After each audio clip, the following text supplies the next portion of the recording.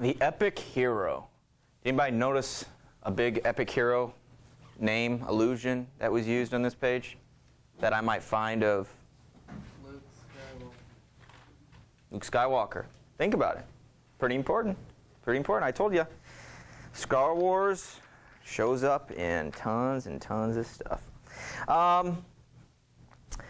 The epic form, towards the bottom there, look at the bullet points about what makes up an epic warrior. We're going to read the epic poem Beowulf, okay, in a little bit.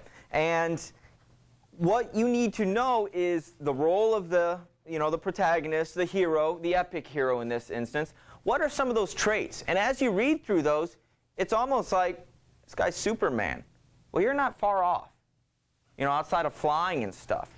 You will see things in this story that, there's an axe that was forged by giants. No mere mortal can pick it up. But what does Beowulf do? He picks it up and uses it. That's weird, okay? And not like the word weird word. But poetic lines that have regular meter and rhyme and formal, elevated, or even lofty language. You will see that this is very easy to read in a way. Okay, these epics means far, outreaching, large. It's not just some small little poem. It's this big piece, this big story being told. Main characters have heroic or superhero qualities. Gods are godlike beings who intervene in the events. And action on a huge scale, often involving the fates of every people or entire people. Their one person is there. If you saw the movie Troy, how many of you saw that movie? It was like, Instead of fighting a huge war, they send out their best person. So it's a one-on-one, and whoever wins, hey, we saved ourselves from fighting a war. Okay, that sounds like a good idea if you have the best warrior, I guess. But you send out that one person who's, hey, if I lose, what's going to happen to all my people? What's going to happen to my family? And then we have, in that one, Brad Pitt was Achilles, who was an epic hero and very godlike and almost immortal, except for that heel. He was immortal. What a horrible shot, too, You shoot him with an arrow. Oh, I hit your heel. Oh, you died. Hey, score. Doesn't seem like a fatal hit. You think you could bounce right back from that, but it was that heel. But an epic hero is usually just a man. But yet he embodies all of these traits. Okay? And as we go into Beowulf, we will see these exemplified, but it's important that you're able to identify, because the role of a hero, the role of the protagonist of a story is going to change from the beginning, from here, up through modern unit. When we get to 1984 and our hero is Winston, those that have any sort of understanding of the novel Winston, the novel 1984, Winston is a very frail, broken individual. He's our hero. Well, yeah, he turns out to be our hero. Okay? But yet, that's far different from this axe-wielding man with supernatural strength and so on. Beowulf was written by whom? We don't know. Remember I told you oral history, these are stories that pass on and pass on and pass on, and they change and change and change and change and go, all these different peoples, and then, well, I have a belief in this, so I'm going to add this. We don't know who the person that sat down and wrote it is. And so that's why the author of this is unknown. Sometimes you may have seen a book written by anonymous. Is that the same as unknown? Anonymous means that author chose not to be recognized as their true name. There are authors who write with alternate pen names. Have you heard about this? Yep. Stephen King does it. Richard Bachman. So he'll put out books under the name Richard Bachman. Why? I'd have to ask him. Maybe he wants to see if something will work on its own without the name Stephen King on it. You throw the name Stephen King on it, it's going to be a #1 bestseller. Seriously. He could have his kid write something, he throw his name Stephen King on it, and it's going to be a bestseller. So maybe it's a way to figure out, would you agree? Figure out a way to see if your work actually has merit. My wife reads Nora Roberts' books. She has a pseudonym too. It's like J.D. Robb or something like that. Have you seen those on your mom's book stands? Okay, that's the same person. So here, that's different. Anonymous is different from unknown, and it's important to keep that, keep that up here. So who wrote what we're going to read? Some monk probably somewhere. Okay, some monk. You will see those elements of Christianity sprinkled in. It's going to refer to Cain and Abel. Those are allusions. The author expects you to know who Cain and Abel is in order to make a point. They're alluding to something. Usually they're just names. We had the allusion to Luke Skywalker. If you had no idea who Star Wars was or Luke Skywalker was, you have no idea. But then if you did know, you're like, oh, Star Wars. Oh, yeah, he led them. Oh, he was a Jedi. Oh, he did all these things. Blew up Death Star. Oh, the Rebel Alliance was going to be crushed if he didn't get his torpedo down the shaft of the Death Star. And so just putting that name, Luke Skywalker, there really embodies a point of allusion as an example. And so we have an unknown author. We have these biblical allusions sprinkled throughout, talking about God. Don't forget, this was from a pagan society, but this piece was written from a Christian point of view, and you should be able to see that. So make sure you understand the difference. Remember, the pagans, many different gods, no afterlife, no heaven, no hell. Here, Christianity, there is a heaven and hell, according to that faith. Another thing I want you to focus on is the term kenning. This will be on your lit terms list. It's a term that you probably have not heard before. Kenning, the best way to say it is it's a term that can be used instead of saying the name of somebody or something, or using pronouns all the time. He, it, Beowulf, Beowulf, Beowulf, the monster, Grendel, Grendel, Grendel, Grendel. And so I think that I like them. Okay, it's a challenge for a writer to come up with really good kenning. For example, there's one about Grendel, who is the monster that Beowulf has to fight off. And Grendel, they call him like the shadowy merchant of death. Doesn't that sound a lot better than just he walked into that lair? The shadowy merchant of death kicked open the door. Doesn't it sound like some big trailer for some movie? It sounds awesome. Okay? But these are elements that on test, it's not just the definition. I don't care about well, yes, excuse me. Mm-hmm. I care about the definitions, that you know them, but I want you to be able to identify what line of this much, what line number has an example of kenning in it. And I want you to be able to identify it and know what they're talking about. And so these things should jump out as we read these, okay, for Beowulf and Grendel. And some of them, they just sound a lot cooler to read than just Grendel. He, the shadowy merchant of death. I like that. Sounds cool. So kenning. Be able to find these, find allusions, and also these traits of epic heroic heroes. Okay, see as these things come out. Those elements of loyalty, all of the things that we talked about in the introduction to the Anglo-Saxon Era. See if those come out, and you pick those out. Okay, we're going to start listening to it. You will have to get, if you look on page 35, you'll have to get to the top there, the Battle of Grendel. You can stop at line 420. We won't get through everything, but we'll get through the first scene or so. Okay? The last class we got right up to the battle, and then we had to stop. Finish that. I do have these audio files online, so you can finish listening to them at home if you get bored and can't read. But I think you'll like how this reads. It's a story. It's not some crazy poetry type thing that, it might be hard. It kind of reads like a story, like a fable. Okay?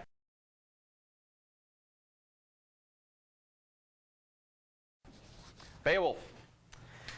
Beowulf with the monster Grendel, very, very famous. It spawned countless movies and TV shows and allusions to other literary works where they come back to this time period. Remember, we don't know who wrote this.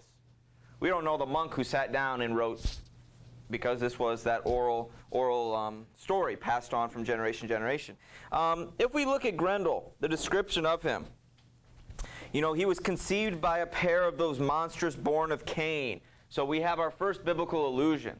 Okay, and you saw it spread throughout this reading. Talk about God's almighty candle, God this, the holy, the heavenly. Okay, that wasn't normal in pagan society. So when this story, Beowulf legend, was born, it was pagan stuff. Okay, multiple gods. But this was written by somebody with a Christian influence and turned it into a propaganda piece promoting religion while still keeping the excitement of the story, of the fable. So if I were to ask what point of view or perspective is this written from, it would be Christianity, even though paganism was rampant throughout this era and so on. Grendel has a problem with, the hall of Herod, however you want to say it. A lot of noise is going on. In the version when I was in school, I distinctly remember Grendel having a headache. His head would hurt because of noise. And so he would go down to the hall to eat and snack on these people, okay? But he would do it because the drums and stuff just crushed him. I don't necessarily get that from here. Okay, from this particular translation. So when I was in school, it was a different translation. So you can see how they all differ, but yet the main emphasis is still the same. He does go down and attack because he's hungry and he wants to eat. We are introduced to a few characters. Hrothgar, their king, the Lord. He sits on a throne. There was a mention that when Grendel shows up and he does his damage and everything, the one thing he doesn't touch is the throne.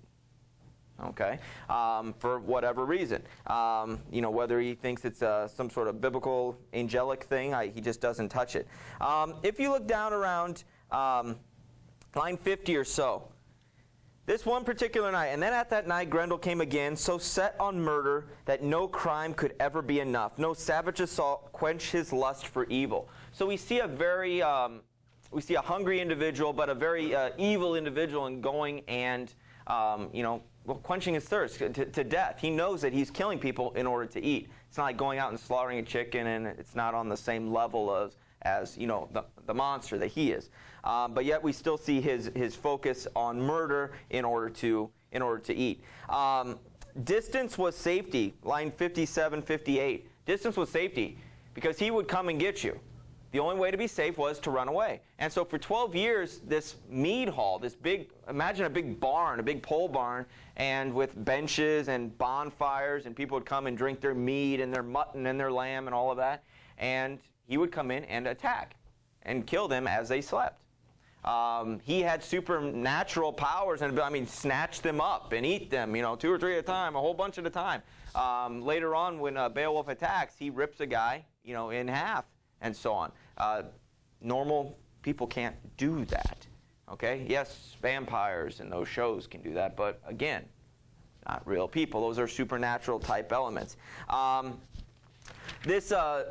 story of, or the legend, myth, horror stories of Grendel started to travel because as people ran away, that story goes and it goes and goes, and it eventually shows up on Beowulf's doorstep, and he hears about it.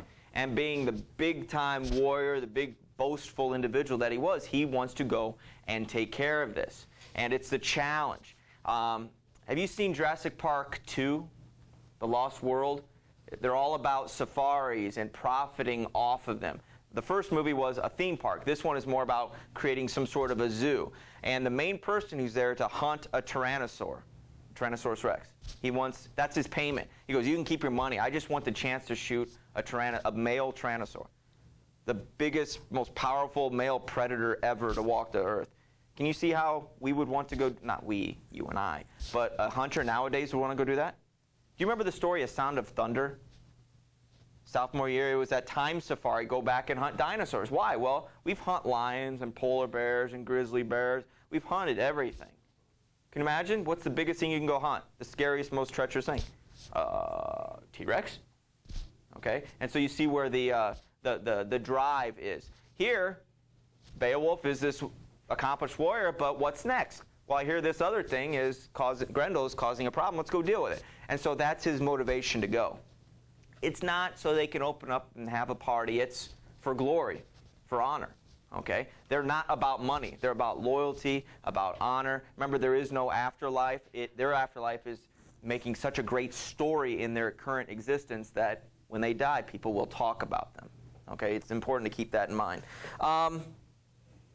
The coming of Beowulf, the next section there, they are stopped on the beach. They've landed. They're stopped by a patrol. And the man's like, who are you? You look like a great warrior. Why are you here? You here for our gold? You're for, to invade, blah, blah. No, we're here to kill your monster. We've heard that you have a beast that is causing you problems. And you are all scared of it. He goes, well, wouldn't you be scared of the devil? He goes, I'm here. I'm here to help you.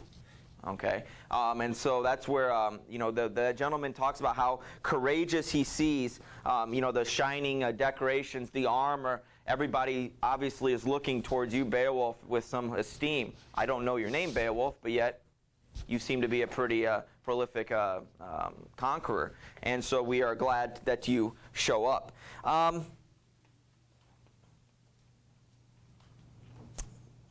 Page 29. Remember, one of the elements of an epic warrior is boasting or bragging, cocky, arrogance, egos, that type of thing. Kind of like a really good athlete, you almost have to be, arrogant to some degree. But he goes on to a story, about, all of these hunting monsters in the middle of the night, in the oceans, killing them one by one. Death was my errand, line 240-ish. I killed them one by one. Death was my errand and the fate they had earned. Now Grendel and I are called together, and I've come. And so he's being boastful of all the monsters and things that he's done. I'm going to show you some clips next week from the animated motion capture movie Beowulf. Has anyone seen that? Came out a few years ago. Pretty good. The first half is pretty kind of close to this. The second half completely different from our translation. Not that theirs is wrong, it's just their interpretation. It wouldn't benefit us to show it. But there was a moment where somebody's questioning his not his loyalty, but his athletic prowess, his accomplishments. Somebody goes, hey, I heard you lost a race to so-and-so, a swimming race. He goes, oh, yeah. And so then he goes into a flashback. He goes, I did lose that race. And they show we were swimming for many, many days. And then all of these sea monsters came out, and I attacked them one by one. And I killed them, and I slaughtered them and everything. And I just barely got beat. Do you see how that comes across very boastful? I just barely lost the race. That guy didn't do anything. I just barely lost, and look at all the things I did. So you'll get to visually see that in the clip. But you got to keep that in mind. These are one of those elements that I asked you to look for. Those of the era was him being boastful. Excuse me. The battle with Grendel, page 30-31. Out from the marsh, from the foot of misty hills and bogs, bearing God's hatred, Grendel came. Because he had heard them, and he knew that people were sleeping in this hall again, and it's been 12 years, and so his stomach is rumbling. He wants to eat. He's excited what's going to happen. He journeyed straight to the door, then snapped it open, tore its iron fasteners with a touch, and rushed angrily over the threshold. He strode quickly across the inlaid floor, snarling and fierce. His eyes gleamed in the darkness, burned with a gruesome light. Then he stopped, seeing the hall crowded with sleeping warriors, stuffed with rows of young soldiers resting together, and his heart laughed.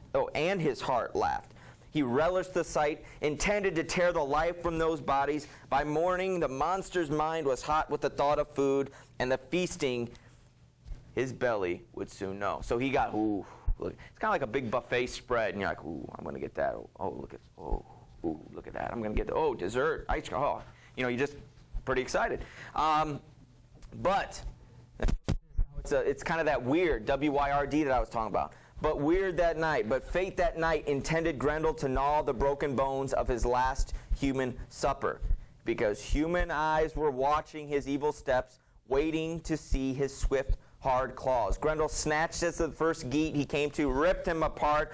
A couple lines, death and Grendel's great teeth came together, snapping his life shut. Then he stepped to another stiff body, clutched at Beowulf with his claws, grasped at a strong-hearted, look at this line, it's almost like an oxymoron, a wakeful sleeper. Because after he ripped that guy, did they all jump up and attack? No, they're still faking asleep until he reached for Beowulf. That's the wrong one to grab. And so he reached for the strong-hearted, wakeful sleeper and was instantly seized himself. Claws bent back as Beowulf leaned up on one arm. Here's one of those kennings. That shepherd of evil, guardian of crime, knew at once that nowhere on earth had he met a man whose hands were harder. His mind was flooded with, this is important, fear. Not anger, not how dare you touch me, snap your head off. No, it is out of fear. No one has ever stood up to him before. No one's challenged him. We're talking about a guy who can rip people apart, grab up a whole bunch in a single handful. And somebody, he's scared. He's scared. And that's the first time that we see that happen to him. And so they fight back and forth, back and forth. The infamous killer down there at the bottom, the infamous killer fought for his freedom, wanting no flesh. So he stopped being hungry. He just wants to get out and go home. Desiring nothing but escape, but he was trapped. The next page. That mighty protector of men. Who is the mighty protector of men? Kenning for, not necessarily God in this instance, Beowulf. He meant to hold the monster till its life leapt out. So Beowulf wasn't letting go. He wasn't letting go. And as we see on the next page, what did he do with the guy's arm? He ripped it. It's not like take it off. He ripped it out of the socket. Is that kind of a superhero type thing for this monster? And Grendel fled and ran away, whimpering, bleeding. Did he kill Grendel? No, Grendel's still going. Okay? But he takes that arm, flings it up on the rafters, kind of like a trophy, right? You can almost imagine him throwing it up and go, okay, drinks are on the house. Mead hauls up. He's not coming back here. You saw how he was reacting. He's not coming back. And we have to, I have my trophy right there. What would be the ultimate thing to rip off for proof that somebody's dead? The head. Putting the head up there would be legit. If anybody's watching the show Game of Thrones on HBO or something, for them it's heads on sticks, heads on pikes. Okay, traitors, we have, up on the armaments, on the castle, we have spikes, and we put our enemies' heads up there. It's not to celebrate their death, it's to show you what happens to traitors. And they are dead. When the Navy team, SEAL 6, got Osama in the spring, nobody believed it until what? What do you have to see? An image, right? The dead body image. Even when Saddam died, people were questioning whether that was a legit picture. All of these things. So people need visual proof that they are deceased. And when the monster ran away, he's a one-armed monster. Now, if I were to rip out one of your arms and you ran off into the woods, what probably would happen to you? You'd probably bleed out. So he might be dying, but he's definitely hurt, and he isn't definitely dead. And that's where we see the next sections that you're going to read for the next time. He goes off the next day to deal with it. Okay, Grendel runs home to mommy, and Beowulf goes specifically to come back with the head. We need proof that he's dead. And so he goes, and Grendel's mommy's not too happy. It's kind of like Jaws 2. Jaws' mommy is pretty upset. You killed Jaws, my kid, in the first one. That's a good way to get a sequel really quick, is to have the thing that was so bad turn out to be just a baby. And then all of a sudden it's bigger in the second one. That's where the money is.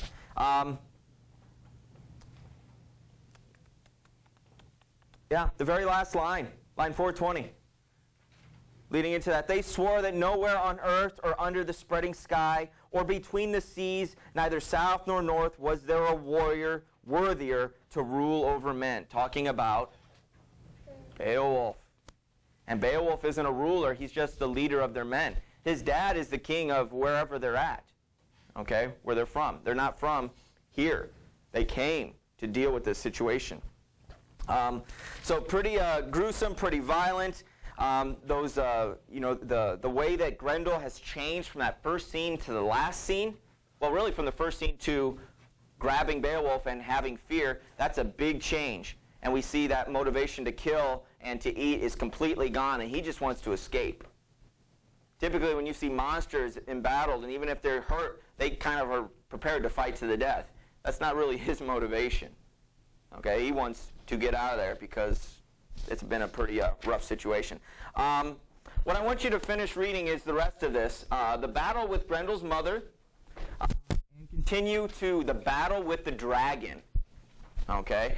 The battle with the dragon will take place, I think it's 50 years into the future, where he has become king. A dragon has woken in his land and started causing havoc, so he kind of has to do that whole, like another sequel, come out of retirement one last time, that type of thing. Additional glory, but more so to protect his people. So kind of his motivation has changed a little bit. And so we get to see a development of the hero and the protagonist already. Okay? We only have a few minutes, so go ahead and get started with your reading. A lot more supernatural stuff, especially with Grendel's mother. Look for those epic warrior traits. And we will finish talking next time.